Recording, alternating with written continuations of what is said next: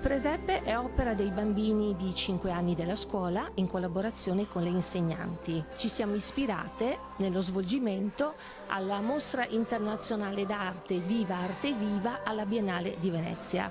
In particolare abbiamo preso spunto dalle opere dell'artista sarda Maria Lai che erano esposte alle corderie dell'Arsenale. Come riferimento c'è il filo.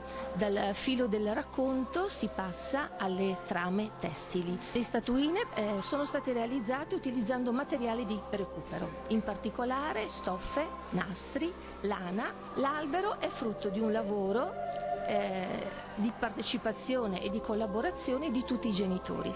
Ogni bambino ha portato a casa un cilindro di cartone che insieme ai propri genitori, ai propri familiari ha adornato con materiale simile a quello utilizzato per il presepe. A nome di tutte le insegnanti e di tutti i bambini e le bambine della scuola e dei genitori, buone feste a tutti!